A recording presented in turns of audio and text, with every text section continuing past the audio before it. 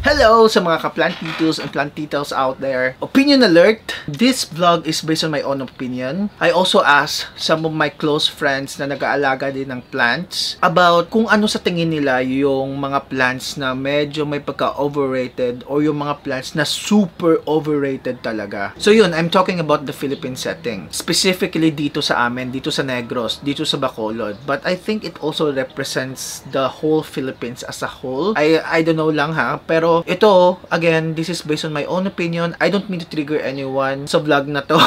Sana walang may magalit. But of course, if magalit ka, sa inyo na yun. Opinion nyo yun eh. We have our own opinion. We have our own likes. We have our own dislikes. Perhaps we can just respect each other's preferences when it comes sa pagpili ng plants natin. What inspired me sa paggawa ng vlog na to is that madami kasing mga sellers out there, especially dito nga sa amin, na parang binibase nila yung kanilang pricing sa international standard. Kahit yung plant na yon is not that rare talaga. Kung rare man, okay, that's reasonable. So yun, parang minsan, parang mag-question mo na lang, bakit siya naging mahal? It used to be very, very cheap lang naman. So yun, nag-set ako ng standard kung bakit yung mga plants na babanggitin ko ngayon sa video na to are overrated. Just so you know guys ha, na sa tingin ko overrated yung mga ibang plants dito, I still love those plants. It doesn't necessarily mean na may bad blood ako sa halamang yon. Though sa iba, I don't know.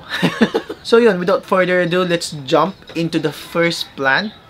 Meron ako actually dito eh. Antherium Clarineurium. This plant, it's a no-brainer. I think ha, ito yung pinakamaganda sa list ng mga halaman natin dito ngayon sa video na to. Super ganda. Super nagagandahan ako sa kanya. Para sa akin, ito yung isa sa mga pinakamagandang Antherium out there. When it comes sa care, super easy din to. Sa kanyang price, it's reasonable. Hindi siya ganun ka-expensive. Though expensive siya, but hindi siya ganun talaga ka-astronomically expensive unlike the other plants. It's a reasonably expensive type of plants. The downside of this plant is that what I have heard, this plant is a very slow grower plant. Yun lang yung sa tingin ko kung bakit siya naging overrated. Aside from that, this plant is really, really pretty. It's really, really beautiful. And I think it's worth it to have this plant kahit medyo may pagka slow grower siya. Now, let's go to the first philodendron. Actually, I have few philodendrons dito sa list na to. So, the first philodendron on my list here is what you called the Billietiae. Sorry ha, if you really like this plant, pero sa akin, hindi siya ganun ka-attractive. Hindi siya ganun ka-head turner talaga. Back last year, 2020 August, meron ako nakitang nagbebenta ng Billietiae. 2.5 yung price niya, yung asking price niya. It is a very huge Billietiae talaga. It has 13 leaves na going 14. Pero di ko binili kasi sabi ko, parang di naman worth it, yung 2.5. Pero somehow, ngayon, parang nag-regret ako kung bakit di ko siya binili. Kasi ngayon, isang dahon pa lang, yung medium size na dahon, hindi yung gigantic na dahon, it can already cost you like 700. Tapos, yung iba, 2 leaves, mga 1.5 na yung bintahan ngayon. Tapos, sabi ko, bakit super naging mahal to? Yung plant na to, hindi naman masyadong maganda.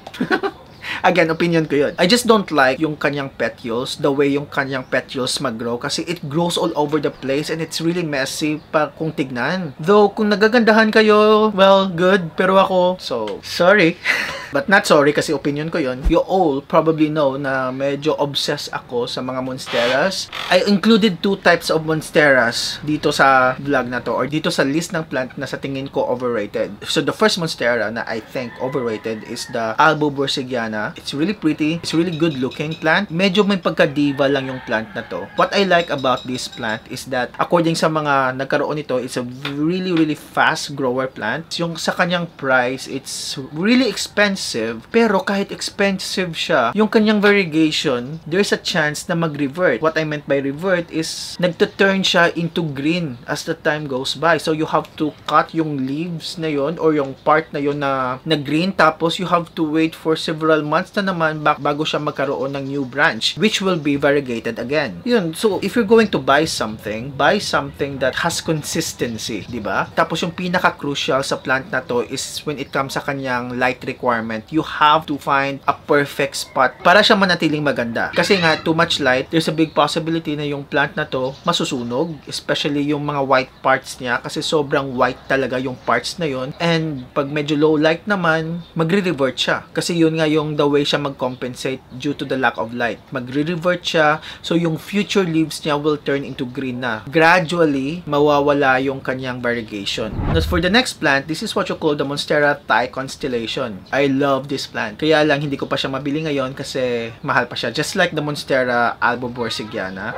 the same lang sila price range, depende sa gaano kalaki, depende kung gaano kalash, depende kung gaano kaliit. So yun, the good thing about the Constellation Monstera deliciosa is that nananatili yung kanyang variegation. But it is very notorious when it comes sa kanyang pagka slow grower. So meron akong kilala na annual daw, binibigyan lang siya ng maximum of 2 leaves. So ganun siya ka slow grower talaga. So despite of that fact na sobrang slow grower siya, it is a diva type of Monstera, I still want it. I still love it. I still want to have it.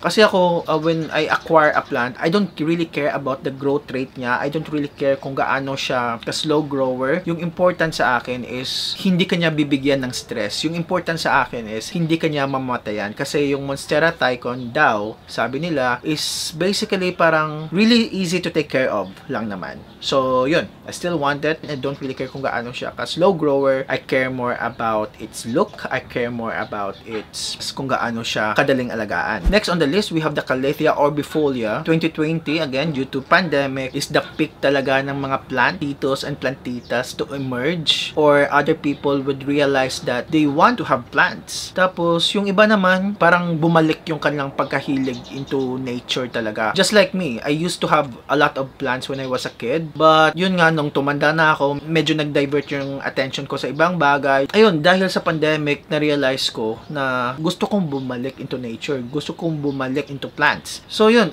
Calathea across the board, medyo fussy sila kasi you have to give them like not just the tap water that you can get sa inyong faucet. You have to give them like purified water or distilled water, or the best water that you can give them is the rainwater. Hindi naman lahat ng Calathea ay super mahal. There's a lot of Calathea out there na sobrang mura lang. You can buy it for 50 peso, you can buy it for 100 peso. But with this one, with this Orbifolia, kahit 2021 na, medyo mahal pa rin siya. Yung iba, medyo nag-subside somehow yung kanilang price. But this one, hindi masyado. At madali siyang masunog ha. Madali siyang mag-crisp yung kanyang edges. So yun, the best Calathea out there is actually the Crimson. And based on my friend's experience as well. Now for the next plant, we have the Syngonium Neon Robusta. I think this is the cheapest plant that I have on my list. It's very easy to take care of. Sa price, depende sa seller. Generally, mura lang to. You can buy this for like 200 or even 150. Pero depende pa rin yun kung gaano siya kadami. The downside about this Syngonium is that hindi siya nananatiling maganda. So there will be times na papangit siya. Yung pagka-pink niya, magte-turn into green. So yun, hindi siya ganun ka-consistent. Just like what you can see sa mga posts sa Facebook o sa Instagram. Hindi siya mananatiling ganun talaga kaganda all the time. But if you still want this, of course, you can have it kasi it's yung price niya sobrang mura lang naman, sobrang cheap lang naman. So, there, you can have it. I think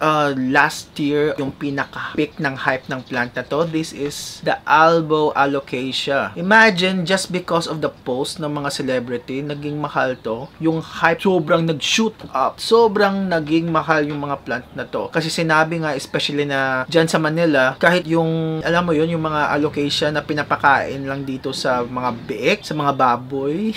Diyan daw sobrang mahal. Ayun, may bumenta na ng worth 5,000, 6,000, or even 10,000 kahit dito lang sa Bacolod or kahit dito sa Negros. Hello! Bakit? Parang, of course, I understand na business yun, pero parang nakakatawa lang. Why would you sell something like that na makikita lang? Actually, if you're going to walk dito lang sa subdivision namin, madaming ganyan dito. Okay, when I'm talking about the green ones ha, but when it comes naman sa Albo na Alocasia, even though medyo rare siya, nung hindi pa to na-post ni Jenky Pacquiao, yung halaman na to, you can actually buy this for like 150, yung pinaka malaki. You can buy it for 500. Tapos nung na-post to ni Jenky Pacquiao, ayun, tumaas yung presyo dahil sa hype. Yung sa kanyang look, of course, it's really beautiful, it's really pretty. Depende pa rin yun sa kanyang variegation. But as of now, bumaba na uli yung kanyang price. Medyo na-subside na yung kanyang pagka-overrated. That's the good thing about this plant. this Philodendrons. Inisa ko na lang sila kasi may pagka the same level of overrated sila sa aking opinion. Madaming magagalit nito eh. Again, opinion ko to. The Philodendron Pink Princess, the Philodendron White Wizard, and the Philodendron White Knight. Those are the super overrated when it comes sa price talaga. When it comes sa look, it's a no-brainer. It's really beautiful. Depende pa rin yon sa kanyang variegation. Yun sa kanyang easiness, meron bang word na easiness? Sa pag-take care sa kanya, sobrang easy lang. But yun sa kanyang price talaga, hindi ko ma-justify yung kanyang price. Kasi first quarter of 2020, you can actually buy Pink Princess for like 500 peso. Imagine, hindi to pinapansin talaga. Even the White Wizard. Yung mga Philodendron na to, hindi to pinapansin. But yung hype of the Philodendrons goes on and on and on. Meron ako nakita dito na sobrang liit ang yung kanyang dahon. Wala pang ang variegation. Mga 2 inches lang siguro yung kanyang dahon. Binebenta na ng 2,000 peso. Hello, sinong linoko mo? Meron din ako nakita na binebenta yung Pink Princess niya worth 55,000. 55,000 for Pink Princess dito sa Pilipinas. Hello? So yung the same lang sila ng White Wizard at ng White Knight. Though, nagagandahan talaga ako sa kanila. Super ganda nila, especially with the White Wizard. I already have the Pink Princess. Buti na lang, nabili ko siya ng sobrang mura. Yung prior sa hype ng mga Philodendrons dito sa Pilipinas. Now, let's go to the last plant. The last and the least nasa tingin ko. Sobrang mahal, but in my opinion, it's not worth it. It's a variegated plant. This is what you call the Variegated Homolomina. I know a lot of people parang gusto to. Pero, when it comes sa kanyang look, depende sa variegation niya. Pero, ang pangit! Sobra! Ang pangit! Opinion ko yun ha. Yun, parang, it's not worth it. It's not worth the hype. Imagine yung presyo niya. Just like the Thai Constellation and the Albu Bursagyana. Dito sa Negros ha. I'm talking about dito sa Negros. I don't know about sa Davao. I don't know about sa Zamboanga. I don't know about sa Manila area. But dito sa Negros, sobrang mahal. Talaga. May nakita akong post dito sa Negros. Sabi niya variegated daw. Isang dahon lang yung may variegation. Tapos hindi pa nga ma-1/4 yung variegation ng leaf na yun. Tapos binibenta niya ng 12,000 peso. My God. Tapos hindi pa siya ganun kalaki. Medium size pa yun ha. Tapos bibenta mo ng 12,000. And to think dito ka pa sa probinsya. I rather buy another plant. I rather buy a Philodendron. I rather buy a more rare plant na mas worth it. Kasi yung when it comes sa kanyang look, I don't know. Napapangitan ako eh.